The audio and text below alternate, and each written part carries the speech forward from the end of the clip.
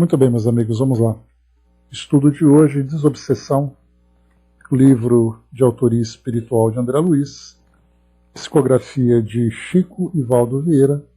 O nosso tema de hoje começa aqui no capítulo número 31, ou no item número 31, Consultas ao Mentor.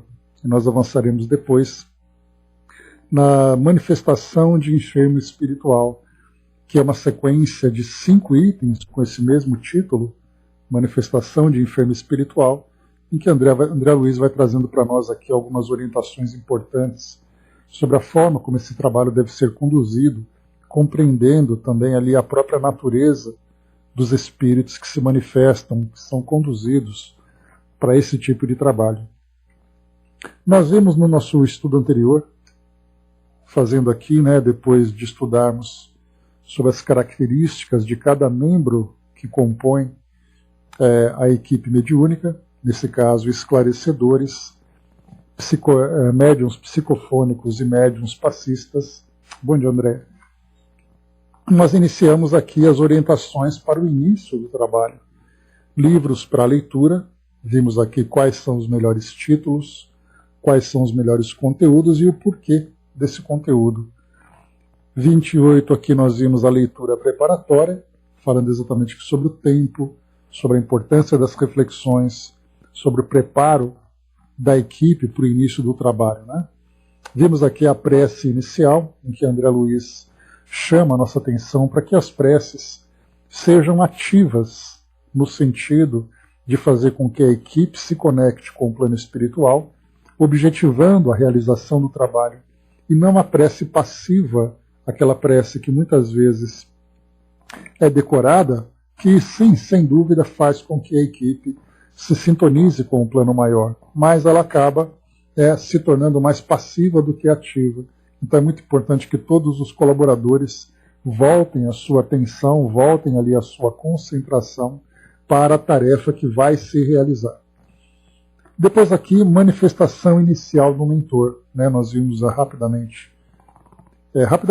Nós vimos aqui no nosso último encontro o propósito dessa manifestação. Vou ler rapidamente aqui para nós, que André Luiz chama atenção para: feita a oração inicial, o dirigente e a equipe mediúnica esperarão que o mentor espiritual do grupo se manifeste pelo médium psicofônico indicado.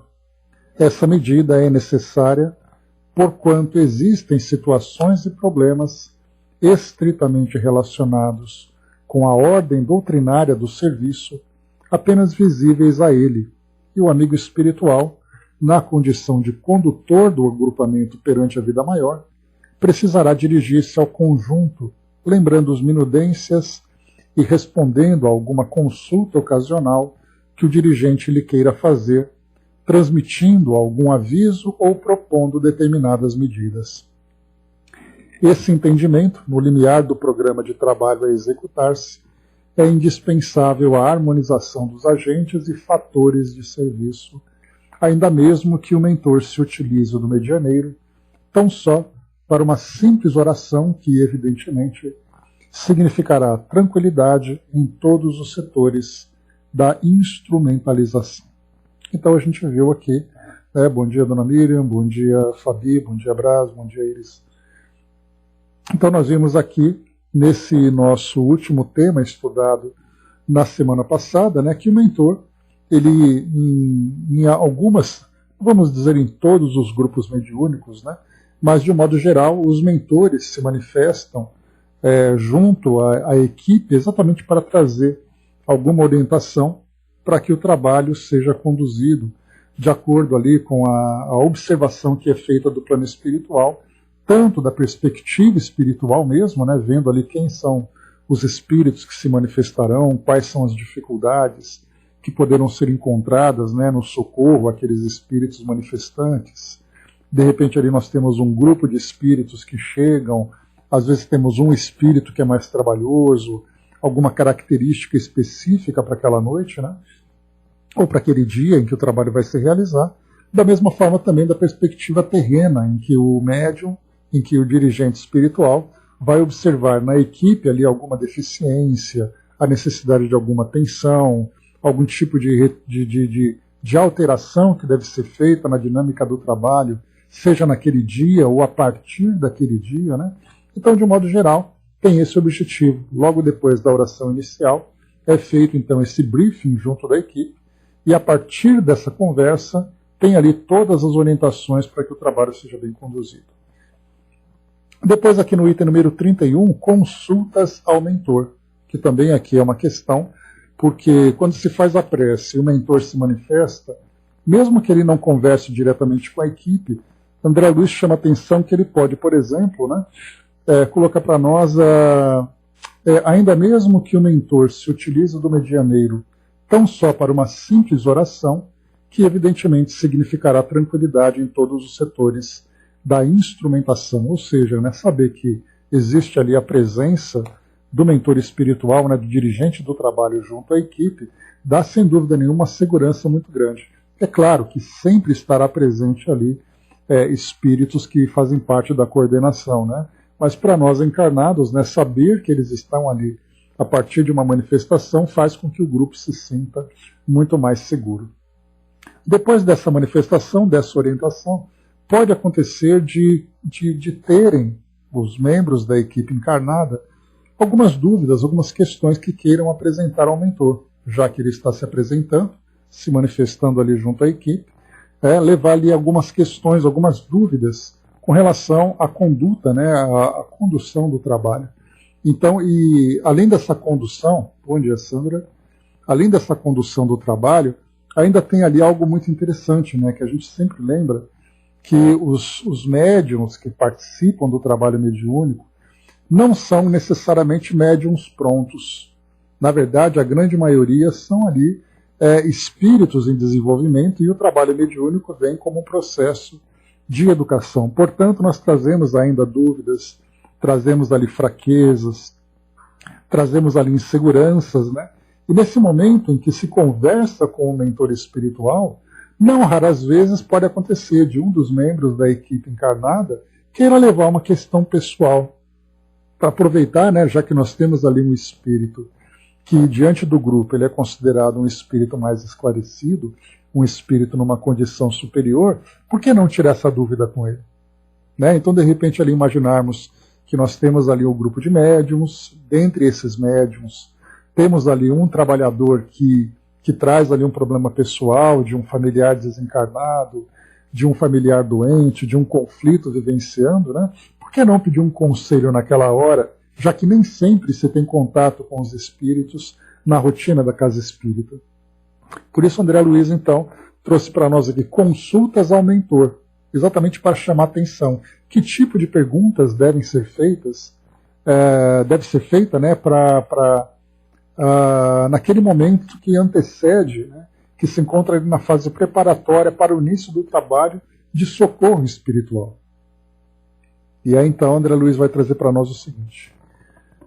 Começada a reunião, o dirigente, por vezes, tem necessidade de ouvir o mentor espiritual para o exame de assuntos determinados.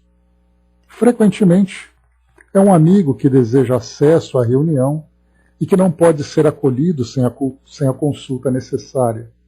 Então, aqui nesse primeiro tipo de situação, é um colega do centro espírita, um visitante, alguém que deseja, por exemplo, fazer ali uma pesquisa. Vamos supor ali, olha, eu sou um pesquisador espírita e eu gostaria de gravar a reunião mediúnica para fins, né, de consulta, de observação, de análise. Eu posso fazer isso? O dirigente espiritual, então, achando que esse tipo de acesso deve ser permitido pelo dirigente espiritual, então ele guarda essa questão para o momento em que tem essa consulta com o mentor, ele vai perguntar, olha, eu posso convidar, eu posso permitir então o acesso desse colega, ele vai trazer microfones, ele vai trazer câmeras para fazer essa gravação por essa ou por aquela finalidade. Então eu posso fazer isso? Então esse é um tipo de pergunta. Ou alguém que deseja conhecer, um estudante, né, um grupo de estudiosos ou de estudantes da doutrina espírita que querem conhecer esse setor do trabalho, então é possível ter esse grupo presente durante a reunião? É uma pergunta que é colocada. De outras, é a localização mais aconselhável para as visitas que venham a ocorrer.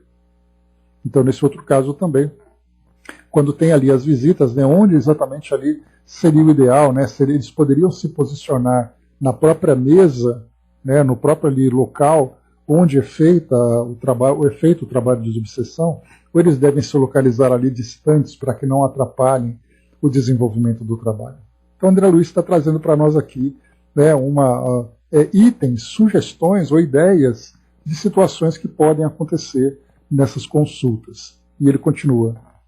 É a administração de socorro medicamentoso ou magnético a esse ou aquele companheiro que se mostre subitamente necessitado de assistência. Então, antes de começar o trabalho, é solicitado ao dirigente do trabalho que seja feita também ali, né, o apoio a algum dos colaboradores que esteja ali naquele momento precisando de um amparo antes do início do trabalho. É a pergunta inevitável e justa em derredor de problemas que sobrevenham no mecanismo da equipe. Por exemplo, né, mudança de horário, frequentadores, conflitos entre a equipe, dúvidas sobre a forma de condução, ou o pedido de cooperação em casos imprevisíveis. Então, são situações das mais variadas. Então, feita a prece inicial, vem ali a manifestação do mentor, desse mentor do trabalho, desse dirigente, para ajudar o grupo na condução do trabalho daquele dia, ou a partir daquele dia, em sessões ali específicas, especiais, ou mudança realmente de conduta, e depois, então, é possível ter esse momento, né, de conversa com os dirigentes para que questões sejam resolvidas, né, para o bom andamento da tarefa. Então, aqui, essas algumas sugestões. Nessas circunstâncias, o dirigente esperará que o mentor finalize a pequena instrução de início através do médium responsável e formulará as indagações que considere inevitáveis e oportunas. Né? Então, nesse caso, chamado a atenção aqui que algumas pessoas, como eu comentei, é muito natural que diante dessas perguntas, olha, eu posso aproveitar, queria saber se é possível auxiliar uma pessoa da minha família e tal. Né? Então, a gente coloca que são questões naturais, né? São perguntas comuns de situações que nos atingem no nosso dia a dia, na nossa vida pessoal, né? Mas é muito importante que esse trabalho seja orientado, esse momento seja orientado para que não se desvie a atenção. Eu me recordo de um tratamento espiritual que eu fiz, médico espiritual, há muitos anos isso, já há quase 30 anos, mas eu me recordo que é um centro espírita grande aqui em São Paulo, na região de Moema, na Zona Sul, e era um grupo de médiums que auxiliavam aqueles médicos, né, ou o médico espiritual, na aplicação de passes e tudo mais. Né? Então eram ali vários médiums, né, eram vários médiums que ficavam à disposição. As pessoas atendidas faziam aquelas filas, né, para cada um dos médiums em que eram feitas aplicações de passes de acordo com as orientações desse médico espiritual. E a gente ficava, às vezes, ali, né, até o final do trabalho, e se percebia que depois os médiums se reuniam junto com esse médico espiritual que era o dirigente do trabalho, e ali eles ficavam conversando sobre questões pessoais. A gente observava de longe, né, que um médium aplicava passe no outro, tudo isso em conversa, em contato com o mentor. Então, para alguns tipos de trabalho, é feita então essa reserva desse horário pós-trabalho para que haja essa conversa entre os orientadores espirituais e os encarnados. Mas cada casa espírita vai ser sua dinâmica e, evidentemente, essa observação que eu trago foi feita ali de um grupo de tratamento espiritual, tratamento médico espiritual. Aqui nós estamos tratando de uma reunião de desobsessão. Então é um trabalho que tem uma gravidade maior, é um trabalho que tem uma outra característica, mas mesmo assim pode ser que aconteça. Terminando o trabalho, é feita aquela prece de encerramento, o mentor fica à disposição para poder conversar com o grupo e, eventualmente, essas perguntas podem surgir. Mas que o trabalho seja focado no desenvolvimento da tarefa em si, inicialmente. Né? Dudu colocou, né, no seio, o nosso orientador, por vezes, recebe uma observação do espírito Diogo da Cruz, né, um dos mentores da casa. Então são ali espíritos que chegam, que já são familiares ao grupo, né, são espíritos sempre presentes, né? A gente tem, por exemplo, aqui no próprio exemplo aqui do nosso trabalho, né, nós já temos ali aqueles espíritos que já são comuns e são presentes aqui, né, desde a nossa querida Cecília, nos orientando, até todos os amigos espirituais que costumam se manifestar aqui com uma certa frequência, né?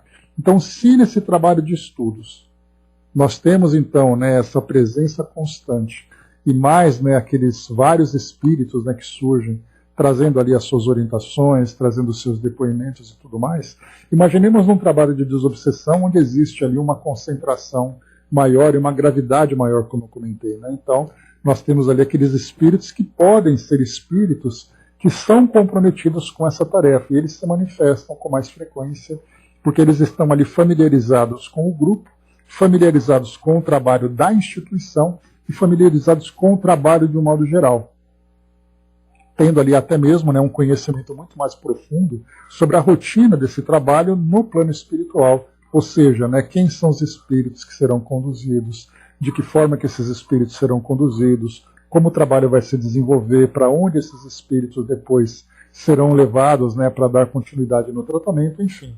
Então a gente tem ali aqueles espíritos que são mais ligados ao nosso trabalho, né? A gente até lembra aqui uma situação que aconteceu, que também é possível acontecer no plano espiritual, não apenas é possível, mas acontece também com uma certa frequência, que nós estávamos aqui com o nosso estudo durante um bom tempo, com a orientação aqui do nosso querido Nobre, né? Depois veio o nosso amigo Serron comentando que o Nobre estaria numa outra tarefa e que ele estaria então conosco a partir daquele dia, né? Então essa mudança, né, na equipe espiritual acaba tendo exatamente porque os espíritos também têm suas necessidades.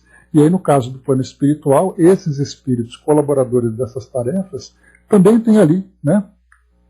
Pois é, né, a gente lembra daquele dia, né, Dudu? Houve aquela troca, né, entre eles naquele momento, exatamente por causa de compromissos e tarefas, né, que se desenvolvem do outro lado. E a mesma coisa acontece também, então, nesses trabalhos de cura, nesses trabalhos de desobsessão, enfim, nas diversas e diversas tarefas, né, que vão se desenvolvendo. Então existe uma dinâmica no mundo espiritual. A gente lembra os próprios trabalhos de Kardec, por exemplo. A gente lembra que São Luís estava sempre presente, mas vários outros espíritos se manifestavam. Não necessariamente ali na posição de dirigentes, mas trazendo orientações que, embora São Luís não estivesse presente, né, ou talvez não estivesse presente naquela reunião, outros espíritos estariam ali dando continuidade a essa tarefa de orientação. A mesma coisa nós podemos lembrar do Dr. Bezerra de Menezes, que se manifesta em alguns grupos específicos de trabalho com uma certa frequência, mas quando ele não pode, outros espíritos estão ali ocupando lugar. Na reunião do Chico, a gente pode imaginar também, né? Pois é, então, Tia Alcina também trabalhando, quando não está lá, tem outro espírito ali presente. Então essa é a dinâmica que a gente vai sempre observar no plano espiritual, né? Então, das perguntas que podem ser feitas ao mentor espiritual, então nós temos essa rotina. Inicialmente o foco é no trabalho e depois há algumas casas espíritas que abrem esse espaço para dar atenção ali para os participantes daquela tarefa. Já não mais focada na desobsessão, mas abrindo ali um canal de orientação pelas necessidades do próprio grupo, necessidades pessoais ali que o grupo apresente, né? Então, isso também pode acontecer, como nesse caso que eu trouxe para vocês, né? Aquela reunião mais íntima entre o dirigente e os colaboradores para tratarem de questões ali que dizem respeito às necessidades do grupo. O Brás colocou, na espiritualidade nos ajuda 24 horas por dia e não percebemos. Uma coisa interessante, Brás, que a gente vai lembrar, é exatamente nessa discussão de estudos que nós temos, quando se fala sobre a percepção dos espíritos com relação ao tempo, né? Então é muito comum, né, a gente ouvir aquela resposta que a percepção do tempo para os espíritos é diferente daquela que nós temos aqui. E de fato o é. Porém, quando existe o trabalho conjunto entre encarnados e desencarnados, há a necessidade de nós observarmos uma agenda com dias e horários programados. Então eles estão 24 horas atentos a todas as necessidades aqui, de acordo com a relação que nós temos com esses espíritos, sejam eles aqueles espíritos que são, por exemplo, né, os nossos protetores espirituais, anjos da guarda, como Kardec lembrava, aqueles espíritos mais familiarizados, mas também nós temos aqueles espíritos que trazem na sua agenda compromissos, como acontece aqui no nosso grupo todos os dias, às 10h30 da manhã nós estamos aqui iniciando o nosso trabalho, até às 11h30 da manhã.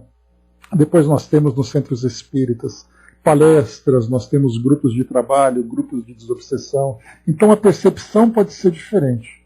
Mas quando existe essa relação entre mundo físico e mundo espiritual, nós temos uma agenda comum.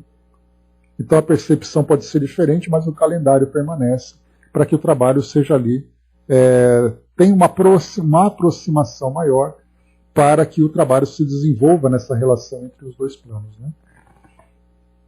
Acredito que a cronologia na crosta da Terra seja a mesma, né, digo, no mundo espiritual. Porque estar vinculado ao mundo material, nós estamos vinculados também à própria dinâmica do planeta, né? Mas os espíritos, a gente poderia dizer que eles lidam com essa agenda de um modo diferente, né? Porque enquanto nós temos ali a necessidade de descanso, de refeições, do envelhecimento e tudo mais, eles estão ali observando, mas percebendo de um modo diferente. Então aqui, né, a gente viu aqui que interessante, nesse item 31, consultas ao mentor. Agora a gente vai para o item número 32, e o item 32 ele vai trazer para nós aqui manifestação do enfermo espiritual. São 5 itens, 32, 33, 34, 35 e 36, que vão tratar desse item, manifestação de enfermo espiritual. André Luiz vai trazendo várias orientações para nós aqui a esse respeito, né? Primeiro ele fala com relação ao calendário, né, à agenda de trabalho, durante quanto tempo essas manifestações devem acontecer. Então André Luiz inicia assim para nós. As manifestações de enfermos espirituais irão até o limite de 1 hora a 1h30, na totalidade delas, para que a reunião perdure no máximo por 2 horas, excluída a leitura inicial. Então ele chama atenção aqui para nós, para que o trabalho tenha ali o início e que ele tenha o fim. Para que tenha ali, né, na programação de assistência, né, uma organização. Então, claro que André Luiz, inclusive, chamou a atenção que é muito importante a disciplina para o início do trabalho, mas ele fala que, eventualmente, o trabalho acaba se estendendo um pouco além daquela programação, excepcionalmente para alguns casos ali que são especiais, quando existe ali uma situação de maior gravidade, de maior urgência, né, em que o trabalho precisa se estender para dar atenção para um espírito ou para um grupo de espíritos, seja lá como for. Mas, de modo geral, o trabalho tem que ter começo, meio e fim, né? Até porque também a gente lembra, assim como na própria disciplina do nosso trabalho, que tem aqui início e fim, exatamente porque os espíritos não estão à nossa disposição. Participam conosco dentro dessa agenda de trabalho e depois, terminada o trabalho, cada um então segue para a sua atividade, para os seus grupos de estudos, para as suas atividades de um modo geral. A mesma coisa também acontece nos trabalhos de desobsessão. Então também essa mesma disciplina, abrindo ali, né, as exceções para casos específicos. André Luiz continua. O espírito desencarnado em condição de desequilíbrio e sofrimento utiliza o médium psicofônico, ou mais propriamente o médium de incorporação, com as deficiências e angústias de que é portador, exigindo a conjugação de bondade e segurança, humildade e vigilância no companheiro que lhe dirige a palavra. Aqui o que chama atenção nesse parágrafo é exatamente o que André Luiz coloca, né, que o espírito, então, na condição de desequilíbrio e sofrimento, utiliza o médium psicofônico ou mais propriamente o médium de incorporação. O que nós podemos entender de incorporação? O médium que incorpora, nesse caso, não o espírito, mas ele incorpora a personalidade. É ali que nós vamos ver, por exemplo, né, o trabalho que Kardec dizia no livro dos médiuns, por exemplo, sobre médiuns falantes. Ele traz aquele exemplo de um médium falante mecânico, em que ele fica falando sobre o espírito se manifesta através dessa fala, mas o médium tem total controle sobre o seu corpo. Assim como existe o médium mecânico, que pode ser inconsciente, quando se fala inconsciente não quer dizer que ele perde a consciência, Significa que ele não tem consciência daquilo que se escreve. E ele pode, como Kardec também já lembrou, ficar lendo uma revista aqui do lado enquanto a mão dele sozinha está psicografando. Sozinho no sentido, né, de que fisicamente não há nenhum controle, apenas espiritual. Então, mentalmente ele não está vinculado, exatamente porque existe um transe profundo. Quanto mais profundo é o transe, menos consciência, menor é a consciência do médium com relação à comunicação que se chega. Quanto mais superficial é o transe, maior é a consciência que ele tem do que acontece, até mesmo quando ele chega naquele transe tão superficial que ele se torna um médium intuitivo, ele percebe a mensagem e ele transcreve, diferentemente do médium mecânico, que é inconsciente, que também pode perder a consciência. Mas nesse caso, quando nós falamos então do médium falante, aqui o médium psicofônico, do modo como nós conhecemos na forma de trabalho, entra também esse elemento da incorporação, em que o espírito não apenas fala, mas a sua personalidade também se manifesta durante o transe mediúnico. Portanto, ele tem ali a sua forma de se manifestar ali do seu jeito, das suas emoções, dos sentimentos, das suas ideias. Então o médium demonstra a personalidade do médium, do espírito. Por isso, então, o médium de incorporação. Então não pensemos na incorporação no sentido do espírito entrar no corpo do médium, mas a incorporação de incorporar a personalidade. Assim como um ator, por exemplo, quando ele incorpora a personagem, ele acaba exatamente ali, muitas vezes, se tornando completamente desconhecido no sentido de ver a pessoa, né? Eu lembro muito do Chico Anísio, né, que era um artista fenomenal, que cada personagem que ele então apresentava era alguém que era completamente diferente do próprio Chico Anísio. Então ele tinha ali 20 personagens, cada personagem era uma pessoa diferente. E quando você colocava o Chico Anísio, você não conseguia fazer uma relação dele com as personagens que ele tinha, né? Então, na verdade, ele incorporava a personalidade de cada uma das personagens que ele criava, né? Então é nesse sentido que a gente vai lembrar sempre incorporação. Então o médium permite que o espírito se manifeste na sua personalidade. E aí, nesse caso, como ele coloca aqui também, ele vai então aqui trazer as deficiências e angústias de que é portador. E é obviamente, né, quando nós falamos num trabalho de desobsessão ou num trabalho de assistência a espíritos sofredores, claro, é óbvio que o espírito vai trazer ali as suas dores, porque do contrário ele não teria necessidade de ser atendido em grupos dessa natureza, né? Então, quando nós temos, por exemplo, né, espíritos familiares, espíritos amigos, quando nós temos ali instrutores espirituais, eles se manifestam com muita naturalidade, trazem ali sempre, né, um sentimento elevado, traz ali vibrações elevadas, ideias elevadas, né? Quando nós falamos em desobsessão ou assistência espiritual, nós vamos encontrar espíritos com as suas deficiências e angústias. Deficiências tanto intelectuais, pelo fato de estarem ali com o pensamento fixo em ideias que trazem para ele muito sofrimento, ou mesmo podemos chamar, entre aspas, de deficiências físicas, de acordo com aquilo que ele vivenciou durante a sua encarnação ou da forma como ele desencarnou. Sequelas, por exemplo, de doenças, de traumas. Então ele vai trazer isso também, e isso vai se manifestar através dessa incorporação da personalidade junto ao médium. Depois ele continua: natural venhamos a compreender no visitante dessa qualidade um doente, para quem cada frase precisa ser medicamento e bálsamo. Claro que não será possível concordar com todas as exigências que formule. No entanto, não é justo reclamar-lhe entendimento normal de que se acha ainda talvez longe de possuir.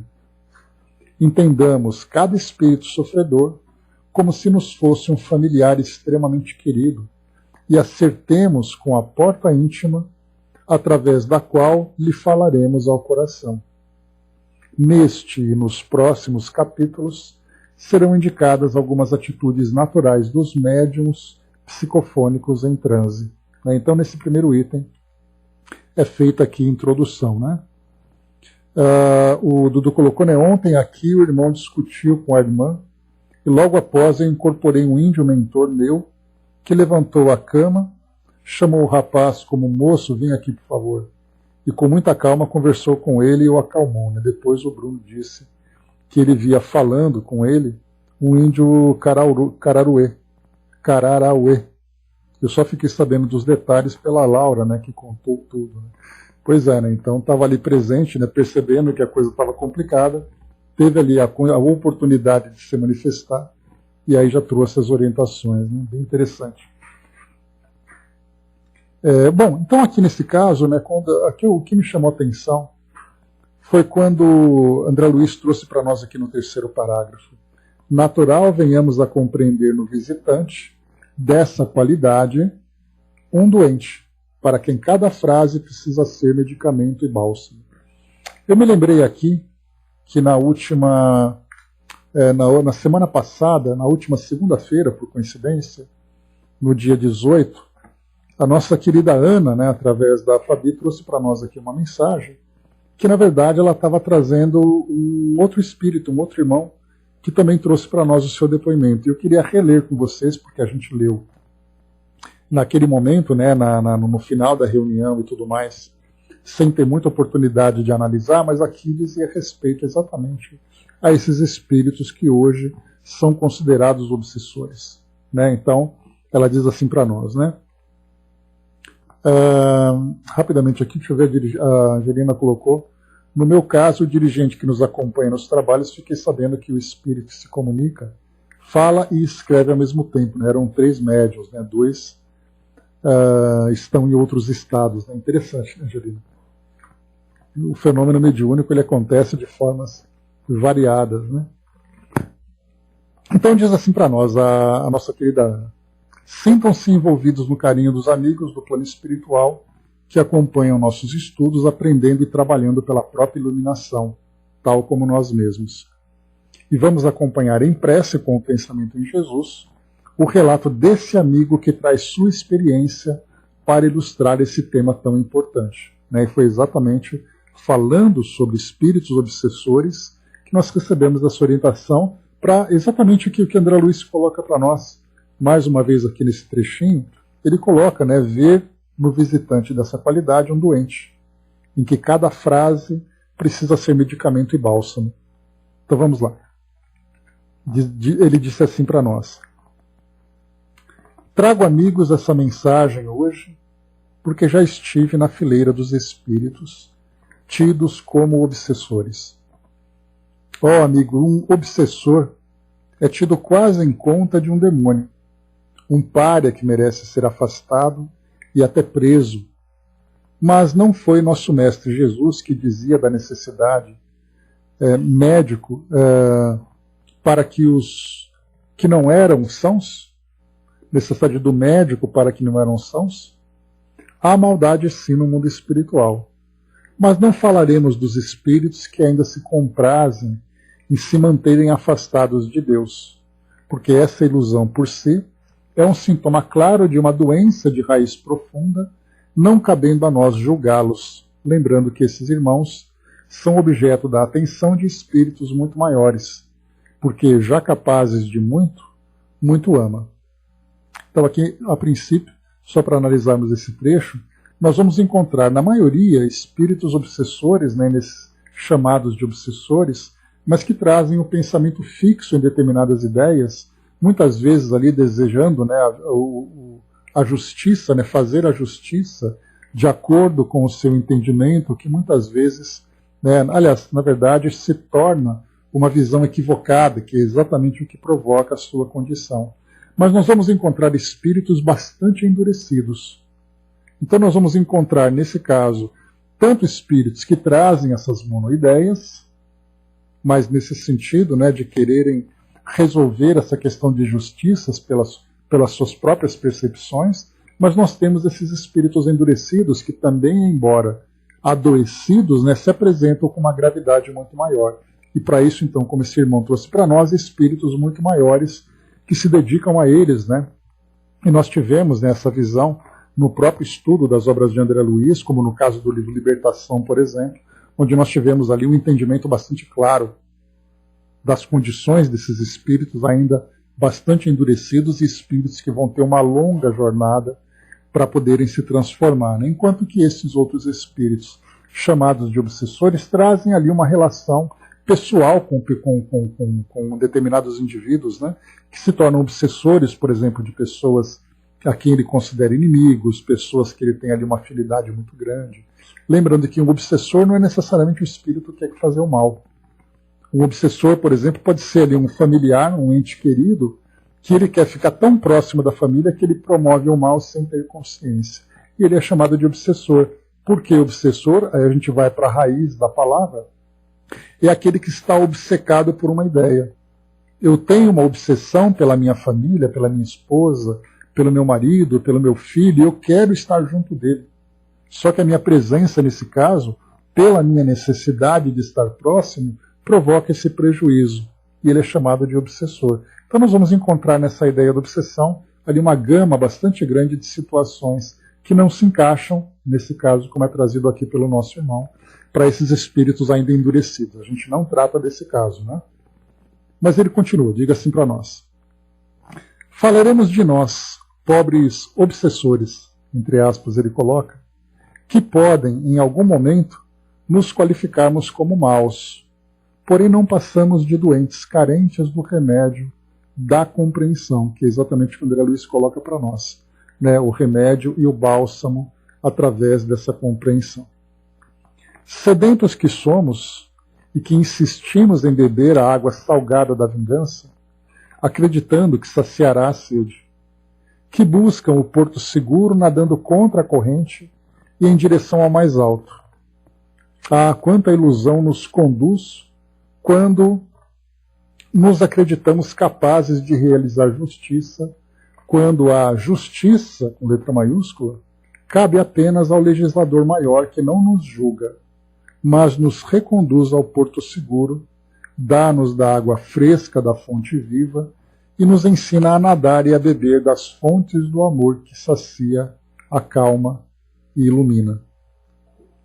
Amigos, presos em ideias fixas de dor, porque sempre há dor nos processos obsessivos, aprisionamos a nós mesmos em faixas de materialidade, que aumentam nossos padecimentos como se estivéssemos no corpo físico.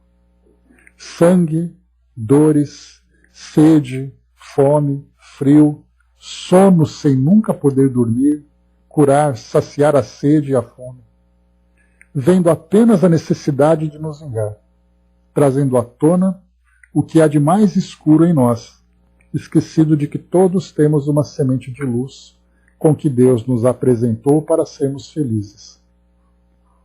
Trazidos à reunião de desobsessão, que a meu ver deveria se chamar reunião de doação do remédio do amor, conseguimos sentir o calor do corpo.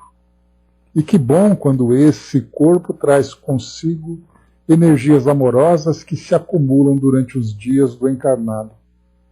Assim como vocês, médiuns, nos percebem de relance as tristezas e angústias da alma, também nós, de relance, sentimos suas lutas interiores e muitas vezes o esclarecimento começa aí.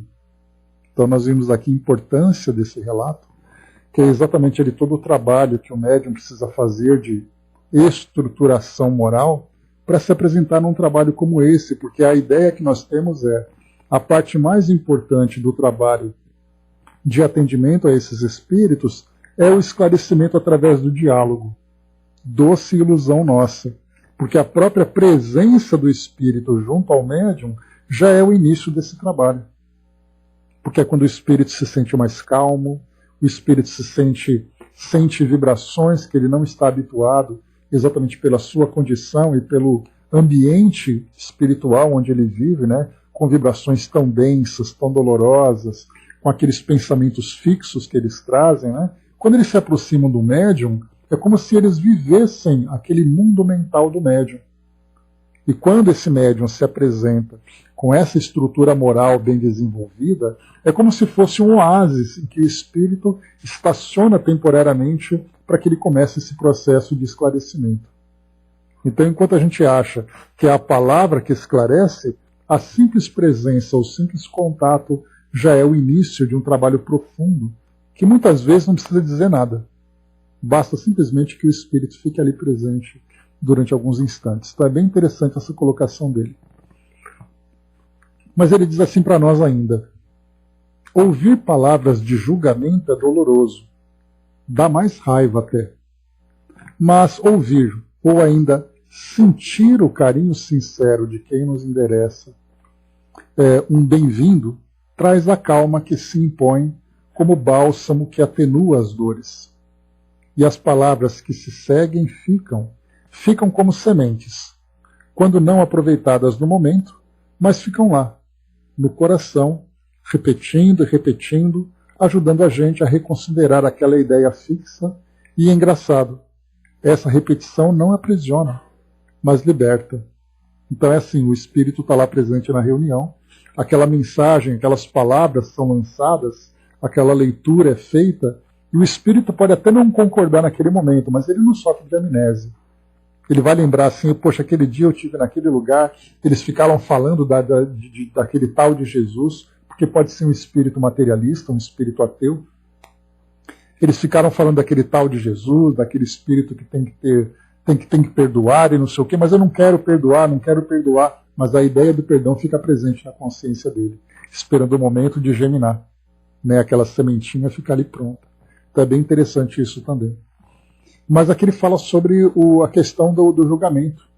E André Luiz vai trazer isso para nós em breve, nas próximas orientações, que ele fala exatamente isso: compreender que o Espírito traz ali a sua ideia fixa, o seu entendimento, o seu senso de justiça, distorcido é verdade, mas ele deseja fazer com que o reequilíbrio daquilo que foi desequilibrado retome ao seu eixo normal.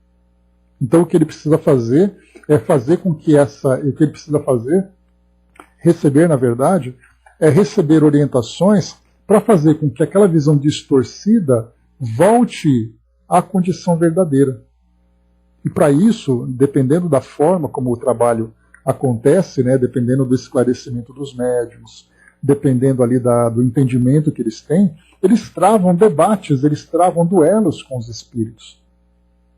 Até porque os espíritos ali, aqueles que são chamados de obsessores, são espíritos muito inteligentes. E eles começam a perceber quais são as fragilidades, podem ser provocativos, né? Pode tentar induzir um desequilíbrio na reunião, e dependendo da forma como os médiuns, como os esclarecedores conduzem o trabalho, começa a virar ali um bate-boca. E aí começa a vir o julgamento, começa ali trazer ali muito mais perturbação do que equilíbrio. Então, André Luiz vai chamar a nossa atenção nesse sentido. Mas, para finalizar aqui, então, esse nosso amigo diz assim: amigos, não consigo ainda escrever muito. Se só faço, é com a ajuda de benfeitores amigos.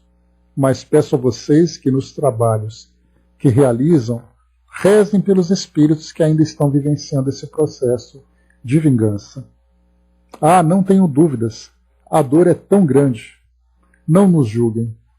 Não julguem os que se dizem maus, apenas porque querem dar a si mesmos uma justificativa para não ouvir o Cristo. Mas quando estamos nas reuniões, não ouvimos o Cristo, mas o sentimos no pensamento caridoso que nos chega na emoção de nos sentirmos acolhidos apesar dos nossos erros. O amor, amigos, cobre uma multidão de pecados, sim. Mas também o amor cura, acalma, e é a força do amor que precisamos para recomeçar nossa caminhada, reparando nossos erros, promovendo aquela luz que Jesus disse que trazemos em nós. Lembra quando naquela passagem do Evangelho, né? Deixai brilhar a vossa luz. O amor nos faz acreditar nessa luz, quando não conseguimos nem mesmo acreditar em nós. Amém, amigos. Médiuns ou não, orem com amor por todos os que precisam, especialmente os que se dizem maus. Deus nos abençoe. E ele assina aqui como um irmão, que é a melhor denominação que hoje escolho para mim, contando com a compaixão de vocês, para que assim me acolham. Né? Então aqui uma belíssima mensagem, né? A quem nós agradecemos de novo, né? O nosso irmão que nos trouxe esse presente, essas instruções tão valiosas para nós, que ilustram exatamente essa condição desses espíritos que se manifestam e qual é exatamente a postura que se deve adotar, né, por parte dos trabalhadores diante de uma situação assim.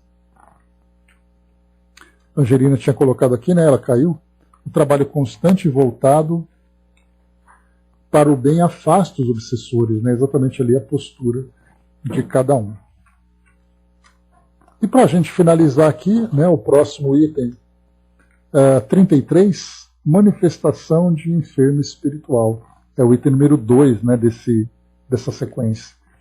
Diz assim André Luiz: os médiuns esclarecedores, pelo que ouçam do manifestante necessitado, deduzam qual é o sexo a que ele tenha pertencido, para que a conversação elucidativa se efetue na linha psicológica ideal. Analisem, sem espírito de censura ou de escândalo, os problemas de animismo ou mistificação inconsciente que, porventura, venham a surgir, realizando o possível para esclarecer, com paciência e caridade, os médiuns e os desencarnados envolvidos nesses processos de manifestações obscuras, agindo na equipe com o senso de quem retira criteriosamente um desajuste do corpo sem comprometer as demais peças orgânicas. Anulem qualquer intento de discussão ou desafio com entidades comunicantes, dando mesmo razão, algumas vezes, aos espíritos infelizes e obsessores, reconhecendo que nem sempre a desobsessão real consiste em desfazer o processo obsessivo de imediato, de vez que, em casos diversos, a separação de obsediado e obsessor deve ser praticada lentamente. E pratique a hipnose construtiva, quando necessário, no ânimo dos espíritos obsessores comunicantes, quer usando a sonoterapia para entregá-los à direção e ao tratamento dos instrutores espirituais presentes, efetuando a projeção de quadros mentais proveitosos ao esclarecimento, improvisando ideias providenciais do ponto de vista de reeducação, quer sugerindo a produção e ministração de medicamentos e recursos de contenção em favor dos desencarnados que se mostrem menos acessíveis à enfermagem do grupo. Então vamos aqui devagar, que temos aqui vários itens a analisarmos, né? Então a primeira coisa que André Luiz traz para nós ouçam o manifestante necessitado e deduzam qual é o sexo a que ele tenha pertencido para que a conversação seja elucidativa, né, e se efetue na linha psicológica ideal. Eu me recordo de uma orientação que foi passada por um trabalhador experiente dessa área de desobsessão, que ele chamava atenção para um detalhe simples. Bom dia, boa tarde, boa noite, quando o espírito se manifesta. Boa noite, irmão, seja bem-vindo. Bom dia, irmão, seja bem-vindo. E ele orientava o seguinte: olha, evite esse tipo de saudação temporal, porque o espírito, quando ele se manifesta, ele pode estar tão desorientado que para ele não faz diferença se é dia, tarde ou noite. E isso pode provocar ali algum tipo, né, de agitação para esse espírito que está nesse estado de desorientação. Então ele começa dizendo por esse ponto. O segundo, como o espírito se manifesta, muitas vezes tem aquela necessidade de perguntar qual é o nome dele. Tá, vai com Deus, Angelina, já estamos terminando já, tá? Qual é o nome dele? Qual é a idade? Qual foi a sua última encarnação? Onde ele viveu? Então, às vezes, nós temos uma curiosidade de fazer esses questionamentos, né? Porque é até uma questão de nós ali elaborarmos, né, o perfil daquele espírito que se manifesta. Mas o que André Luiz coloca para nós é fazer isso de uma forma discreta, para poder ali observar o espírito da forma como ele se manifesta, nas suas palavras, nas suas ideias. Ele pode, por exemplo, ali usar, né, pronomes para se identificar. E nesses pronomes que ele utiliza, ele vai exatamente trazer, né, exatamente ali a sua identidade de gênero para poder ser tratado de uma forma clara, né, para que ele seja, nesse caso, né, devidamente acolhido, Se o espírito é jovem, se o espírito é mais idoso, observaria a sua linguagem para saber o seu grau de esclarecimento. Tudo isso é muito importante, exatamente para que a conversa pode ser o mais acolhedora possível, para que aquele espírito se sinta realmente compreendido na sua necessidade. Então esse é o ponto inicial. Então, em vez de fazer perguntas diretas, que claro, podem acontecer dependendo das circunstâncias, da forma como a conversa vai sendo conduzida, porque há necessidade algumas vezes de trazer, né, um esclarecimento maior quando se fala sobre a sua família, quando se fala sobre detalhes da sua última existência. As perguntas vão sendo feitas, mas nesse caso a observação talvez seja ali o recurso mais importante que nós utilizaremos para poder ele compreender o espírito que se manifesta. Então esse é o primeiro ponto que chega para nós, né? André colocou, né, iniciar a conversa acho difícil, porque não sabendo o sexo é quem podemos ofender sem querer o irmão que chega pedindo ajuda, às vezes revoltado. O que dizer então, né? Pode se perguntar o nome dele, né? Como é que você gosta de ser chamado? Porque aí nós vamos reconhecer, né, André? Então ele vai da percepção de cada um. Na hora do aperto, na hora da dúvida, faça a pergunta, né? Trata o espírito da mesma forma, como você estivesse conversando com uma pessoa estranha que você acaba de conhecer, num lugar público, por exemplo. Você vai perguntar: qual é seu nome? Com absoluta naturalidade. Mas ali fica muito mais fácil, né? A observação, fica muito atento às questões que são colocadas pelo espírito, aos detalhes que são colocados, para que a conversa seja bem conduzida, né? Então é bem tranquilo tratar dessa forma.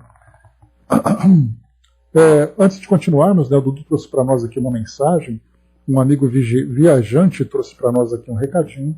Seja muito bem-vindo, obrigado pelas palavras. Diz assim para nós: venho de longe de um estado emancipado. Não durmo agora, estou acordado. Caminho por estradas vaporosas. Vejo amigos que não me veem. Como é bom viajar num corpo vazio e sentir que todo dia posso viajar na felicidade. Por vezes, sonhos vivos me dão sustos. O chamado pesadelo são formas diferentes de se ver. E assim a noite e o dia passam. A recorrência de se estar viajando no tempo espiritual de cada um de nós, e o meu céu se faz todo dia, quando do meu corpo carnal eu saio, e nessa pequena viagem é tão rápido, eu descanso e recarrego minha bateria vibracional. Assim eu, emancipado e acordado, é o dia a dia da gente que do espírito vive para morrer aos poucos e aprender o que é desencarnar num dia que foi ou será estabelecido. Né? Então aqui, né, um amigo viajante, né, fazendo ali vivendo as suas experiências, né, de emancipação. Né? Nesse caso aqui, então, um espírito encarnado, olha que bacana, se manifestando, né, através aqui do Dudu, trazendo o seu recado, falando a sua experiência, né, de viajante astral, né, Brás? Então, bem interessante, né? Seja bem-vindo e obrigado pela experiência, pelo relato também aqui. Né? E como foi colocado, né, os espíritos dizem, né, que dormir para nós é morrer todo dia e reencarnar no dia seguinte quando a gente acorda. Né? Então aqui nós temos, né, um espírito emancipado que está acordado, mas ao mesmo tempo desdobrado. Né? Que legal. Experiência bem curiosa, experiência bem ilustrativa para nós. E aqui agora, só para a gente finalizar então, nós temos aqui... Bom, eu não vou nem continuar, pessoal, está no finalzinho já. Depois a gente destrincha, né, porque nós temos aqui vários itens que precisam, né, nós estudantes e com experiências. Que bacana, né?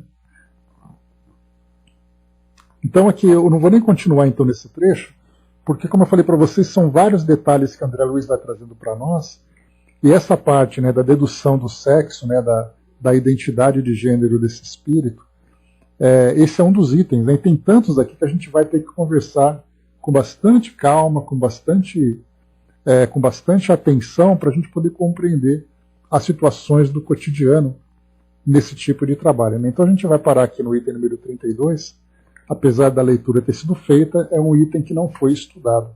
A gente vai estudar então oportunamente. Enquanto isso, Fabi trouxe para nós aqui uma mensagem. Vamos a ela, fazendo aqui a leitura desse recadinho que chega para nós. Deixa eu preparar por aqui. Só um instante.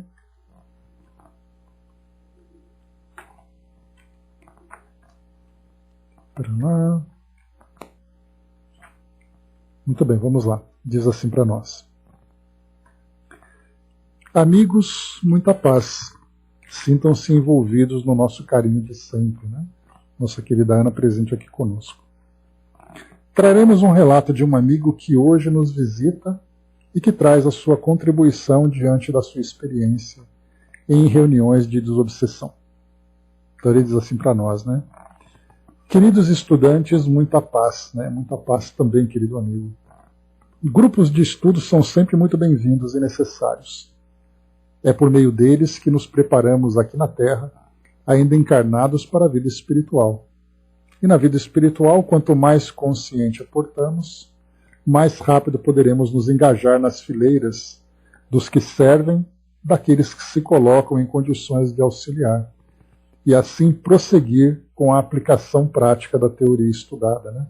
Aquilo que a gente sempre comenta, né? Quanto mais nós estudamos aqui no plano físico, mais fácil é a nossa adaptação, não apenas à rotina do plano espiritual, mas às atividades também que nós podemos colaborar e aprender, né? Vocês se questionam sobre o que estudo, sobre o que estudam, se o que estudam não tem relação com o plano espiritual, correlação real, absoluta. Vejam, a mesma lição que se dá em um grupo é aprendida por cada um dos aprendizes de um modo. Ou seja, imaginem que eu lhes descrevo uma paisagem nesse exato momento. Cada qual irá visualizá-la de uma forma. Imaginem se no quadro que eu lhes descrever, uma árvore de um fruto que vocês desconhecem, cada um utilizará os elementos que já tem em si para compor a imagem. Se eu ainda compor minha paisagem com cores de beleza, cada qual a pintará com as cores que julguem delas. O azul do céu.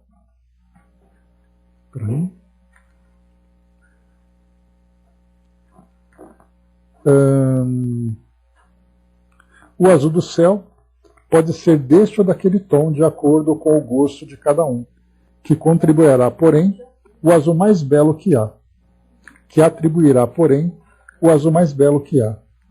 Do mesmo modo, se eu passar a descrever a paisagem agora com tons de feiura, de tristeza, cada qual comporá a imagem com os detalhes que conhece e aos quais atribuiu as cores que traz a ressonância em si sentimentos que lhe proporcionem, que lhe promovem tristeza. Chegando ao plano espiritual, porém, talvez a árvore seja diferente daquela que imaginaram. E nada há de errado quanto a isso. Talvez as paisagens sejam mais ou menos feias, mas posso lhes garantir que sempre serão muito mais belas. A questão, porém, vai além. Estamos em estudo de ideias, refletindo lições elevadas, porém a nossa palavra é compreendida de acordo com as possibilidades do médium, tanto quanto as palavras do instrutor, compreendidas de acordo com as possibilidades do aprendiz. Assim, as lições que estudamos encontram seus limites nos materiais cognitivos existentes em nós mesmos. Daí a razão pela qual, quanto mais refletimos e estudamos, mais material trazemos em nós, ampliando nossa capacidade de compreensão.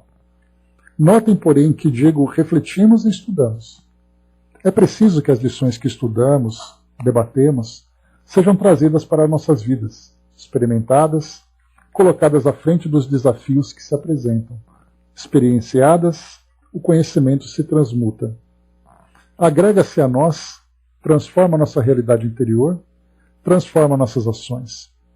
Incorpora-se, por assim dizer, ao nosso coração, ao nosso espírito. E o horizonte interior se amplia.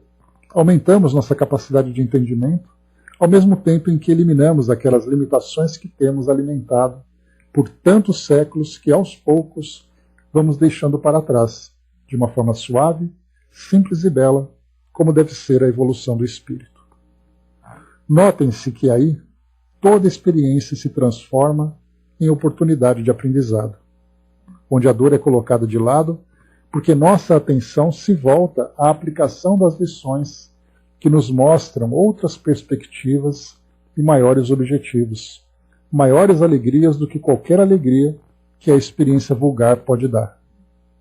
Somos todos aprendizes na vida, mas que bom que há aqueles que se dispõem a estudar a própria vida, seus mecanismos, suas leis, conhecendo cada vez mais o Senhor de todos nós, essa sabedoria infinita que nunca prendeu nosso sofrimento, mas nossa evolução suave, leve e cheia de alegria verdadeira que a superação com o conhecimento nos traz.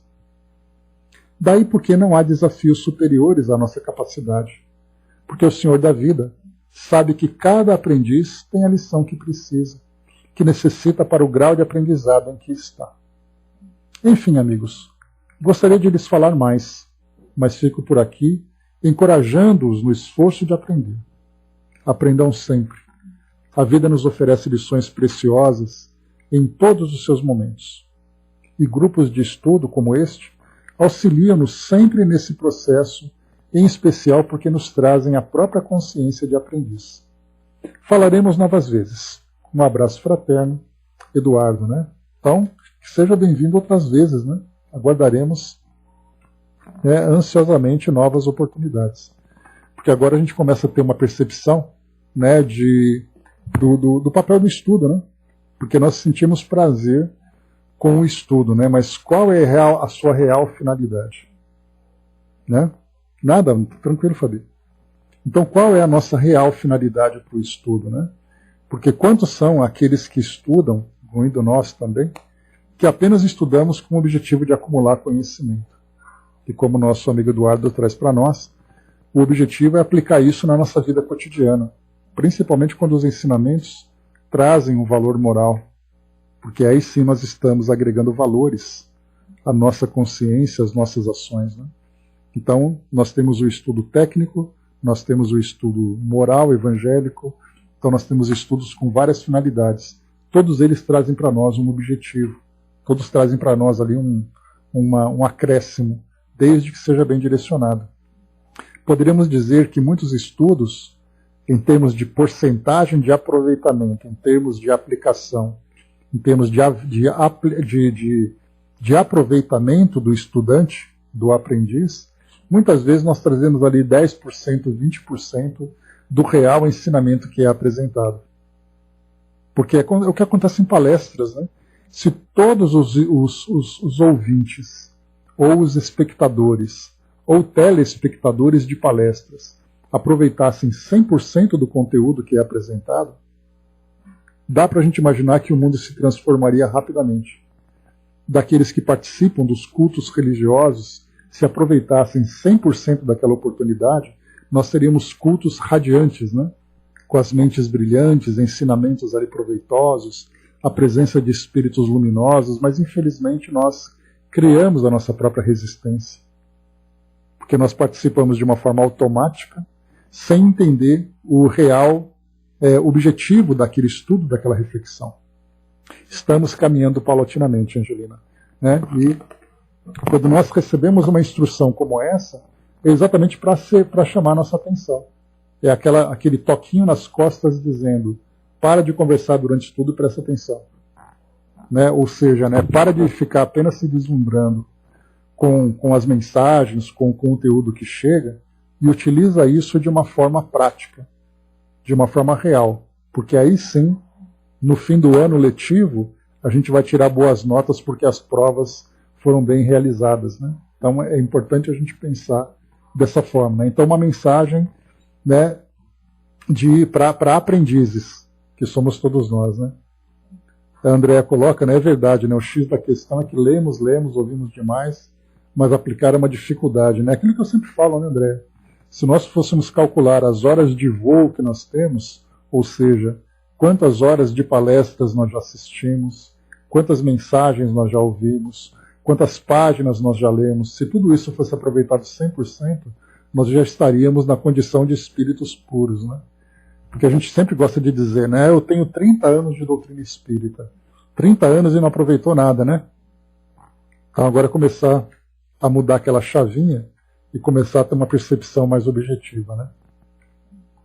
Mas é isso, meus amigos. Vamos encerrando por aqui o nosso trabalho de hoje, concluindo com esse grande aprendizado aqui para fechar, né, o nosso encontro de hoje com essas reflexões. Nós paramos aqui no item número